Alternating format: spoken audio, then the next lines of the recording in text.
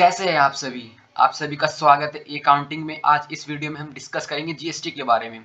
GST tally में करने से पहले आपके पास एक कंप्लीट इन्फॉर्मेशन, एक कंप्लीट नॉलेज होनी चाहिए। जीएसटी क्या है, रजिस्ट्रेशन कैसे होता है, क्या क्या क्राइटेरियाज हैं, रिटर्न्स क्या चीज़ होती हैं, और and all such things about the GSTs, ये सभी आज हम पढ़ेंगे। ये कंटेंट्स दे रखे हैं, आप देख सकते हैं यहाँ पर। जीएसटी इंट्रोडक्शन, रजिस्ट्रेशन है, फिर रिटर्न्स हैं, ये सभी आज। तो चलिए शुरू करते हैं।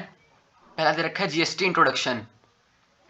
जीएसटी एक इनडायरेक्ट टैक्स होता है। इनडायरेक्ट टैक्स वो टैक्सेस होते हैं जिनके बर्डन हम किसी और पे शिफ्ट कर सकते हैं। जैसे कि आपकी कंपनी, आपने परचेज करा गुड्स जीएसटी के साथ, तो जब आप सेल करेंगे गुड्स अदर पर्सन को, तो आप जीएसटी के साथ सेल करेंगे। जो आपने जीएसटी अमाउंट टैक्स पे करा है इनकम टैक्स डिपार्टमेंट को, वो टैक्स आप अपने कस्टमर से भी लेंगे। तो यही मतलब है, जिसका बर्डन हम शिफ्ट कर देते हैं अदर पर्सन पे। और goods and services tax parliament में पास किया गया था 29 मार्च 2017 को, बट ये 1 जुलाई से इफेक्ट में आया था। Goods and services tax law in India is comprehensive multi state, ये हर एक स्टेट में एप्लीकेबल है। अगर सिंपल वर्ड में समझे तो जीएसटी जो है एक इनडायरेक्ट टैक्स है जो कि लगता है सभी गुड्स पे और सारी की सारी सर्विसेज पे। दिस लॉ हैज रिप्लेस्ड, इस लॉ ने बहुत सारे इनडायरेक्ट टैक्सेस को रिप्लेस कर दिए थे। क्योंकि पहले जब जीएसटी नहीं था 2017 से पहले, तो इतने सारे टैक्सेस होते थे, बहुत सारे टैक्सेस, और उन टैक्सेस के चलते कोई भी गवर्नमेंट बहुत सारी इनकम जनरेट करती थी। बट वो इनकम जनरेट करने के बाद गवर्नमेंट के पास इनकम तो बहुत ज़्यादा हो जाता उनके ट्रेजरी में, उनके भंडार में, बट वो यूटिलाइज नहीं कर पाती पब्लिक के ऊपर। तो उस चीज़ के लिए लाया गया। यहाँ पर मल्टी स्टेट दे रखा है। अब जो जीएसटी है, जीएसटी एक वन इनडायरेक्ट टैक्स है पूरे कंट्री के लिए, जो कि परचेस ऑफ रॉ मटेरियल पे लगता है, production of manufacture, warehousing, finished, sale to wholesale, sales to the product to retail, sales to end the customer, destination base. और जैसे कि इसमें कहा गया है, इसका मतलब ये है यहाँ से लेकर कंसीडर्ड गुड्स मैन्युफैक्चरिंग महाराष्ट्र से लेकर कर्नाटका आर नॉट महाराष्ट्र।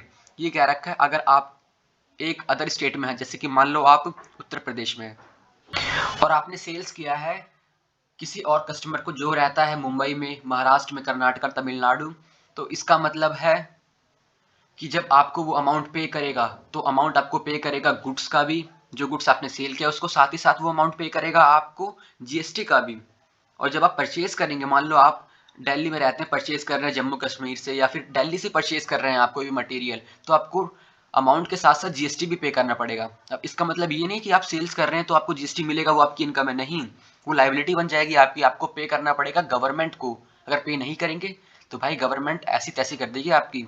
जब इनकम टैक्स फाइल करेंगे पेनल्टी लगाएगी बहुत सारी, कि भाई आपने, आपकी कंपनी है, आप रेगुलर डीलर हैं, आप रेगुलर डीलर में काम करते हैं, ट्रांजेक्शन्स आपकी होती हैं, बट आपने टैक्स क्यों नहीं पे किया, उसके बाद आपने इनकम टैक्स रिटर्न क्यों नहीं फाइल करी। तो ये सभी भी होता है। और अभी समझेंगे रेगुलर और कंपोजिशन डीलर्स क्या होते हैं। अब यहाँ पर journey of GST in India, India में जीएसटी कैसे आई, तो देख सकते हैं आप, जो जर्नी है जीएसटी की, वो स्टार्ट हुई थी 2000 में, कमेटी बैठाई गई थी, उसके बाद 17 साल लगे उसको पास होते होते, तब वो 1 जुलाई में पास हुई। और जो जीएसटी के एडवांटेज क्या होते हैं, removing cascading effects. Cascading effect means एक ही गुड्स पे बहुत बार टैक्स लग जाना। ये चीज़ पहले लगती थी, बट अब ये चीज़ रिमूव होगी। अब एक चीज़ पे एक बार टैक्स लगता है। पहले तो एक चीज़ पे रॉ मटेरियल के ऊपर टैक्स लगता था, रॉ मटेरियल, उसके बाद अगर हमने कोई भी एक्सपेंस कर रहे हैं, एक्सपेंस इंक्लूड हुआ तो एक्सपेंस के ऊपर टैक्स लगेगा, फिर वो इंक्लूड होगा। हमने कुछ और परचेज करा, उसके ऊपर टैक्स लगेगा, एंड देन वो भी इंक्लूड होगा। तो टैक्स एक चीज़ के ऊपर कम से कम 3-4 बार पहले लगता था, क्योंकि एक चीज़ तो कंप्लीट होती नहीं ना एक बार में। रॉ मटेरियल परचेज करना पड़ेगा, उसके लिए भाड़ा देना पड़ेगा, फ्रेट, कैरिज हो गया, इन्वर्ट्स हो गए, तो इन सभी पे पहले लगता था। अभी इनको समझते हैं हम एक और मेथड से।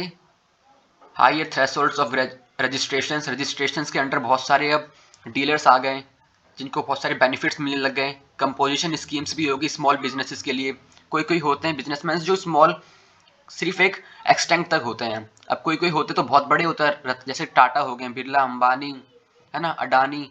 बट कोई कोई तो इतने बड़े होते नहीं है ना, कोई कोई छोटे छोटे होते हैं। अब जो रतन टाटा, अंबानी, बिरला, अडानी, ये सभी है ना, ये सभी रेगुलर डीलर हैं, इनकी ट्रांजैक्शन बहुत ज़्यादा है, तो रेगुलर डीलर भी पढ़ेंगे हम। बट जो स्मॉल डीलर्स होते हैं वो भी तो कमाते हैं अच्छा, तो उनके लिए कंपोजिशन स्कीम्स लाई गई, वो बहुत बेनिफिशियरी होती है। अब जीएसटी के आने से सारे के सारे प्रोसीजर ऑनलाइन होने लग गया, जिससे कि सारा मेथड सिंपल हो गया, कोई दिक्कत ही नहीं होती। पहले टाइम पे इक्विपमेंट्स बहुत सारे यूज़ होते थे, बहुत सारी चीज़ें लगती थी, डॉक्यूमेंट्स लगते थे, बट अब बहुत ही ईजी हो गया। अब कम कंप्लाइंसिस में काम हो जाता है। ई कॉमर्स ट्रीटमेंट चालू हो गया, इफ़िशेंसी इंक्रीज हो गई, रेगुलेटिंग द अनऑर्गेनाइज सेक्टर्स, जो अनऑर्गेनाइज सेक्टर थे वो भी रेगुलेट करने लग गए ईजी से, उनके फंक्शनल बहुत स्मूथली होने लग गए। अभी हमने कास्केडिंग इफेक्ट के बारे में पढ़ा था, तो अब समझेंगे हम प्रैक्टिकली मेथड के थ्रू। क्वेश्चन है यहाँ पर, क्वेश्चन के थ्रू समझेंगे कास्केडिंग इफेक्ट क्या होता है। अब जैसे देखिए, यहाँ मैन्युफैक्चर दे रखा है ना, मीन्स एक प्रोडक्ट को बनाने के लिए 1000 रुपये कॉस्ट लगी। एक प्रोडक्ट को बनाया हमने जिसकी कॉस्ट आई 1000 रुपये। अब 1000 रुपये भी टैक्स लग रहा है। 1000 रुपये पर जब टैक्स लगेगा 10%, तो वो 100 रुपये हो जाएगा। चलो ठीक है भाई। और जब कॉस्ट में टैक्स ऐड हुआ तो ये 1100 बन गया। अब इसके ऊपर के जो एक्सपेंसेस लगे एंड रिपैकिंग का एक्सपेंसेस लगा 300 रुपीज़, ये 1100 में 300 ऐड हुआ, 1400 बना।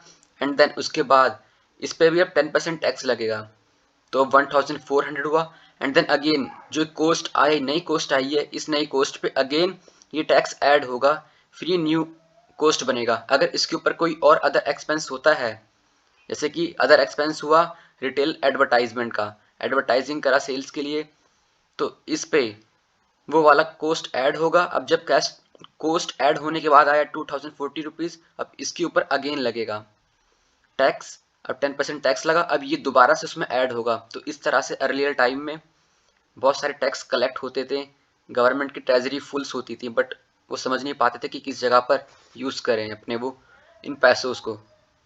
लोग एक ही प्रोडक्ट पे कई बार टैक्सेस देते थे। अब करंट टाइम में कुछ इस तरह से, जैसे कि मैन्युफैक्चरिंग अमाउंट है 5000 रुपीज़ और उसके ऊपर एक्सपेंसेस कई सारे हैं। जैसे कि दो एक्सपेंसेस हैं, चाहे वेजिस हो गया, पैकेजिंग हो गया, वेयर हाउसिंग हो गया, एडवर्टाइजमेंट के लिए हो गया 600 800। अब इस अमाउंट में वो एक साथ ऐड होंगे और उनका 10% टैक्स लगेगा, जितना भी टैक्स का परसेंटेज रेट है। और उसके बाद अब क्योंकि अमाउंट कैलकुलेट हो गया है टोटल 6400 रुपीज़, अब इसका टैक्स वैल्यू होता है 640, क्योंकि टैक्स का अमाउंट 10% है। तो अब जब इसके ऊपर 10% निकाला गया एंड इसी अमाउंट में ये टैक्स वैल्यू ऐड होगा, तब जाके हमारा टोटल फाइनल वैल्यू आएगा। उस टाइम पे हमारा पहले आप देख सकते हैं, एक बार परचेज किया, उसके बाद टैक्स लगा, फिर ऐड हो रहा है, फिर उसके अंदर दोबारा ऐड हुआ, फिर टैक्स लग रहा है, फिर ऐड किया, फिर दोबारा अदर एक्सपेंसेस, फिर टैक्स लग रहा है उसके ऊपर, फिर ऐड किया, 3 बार टैक्स लगे हैं।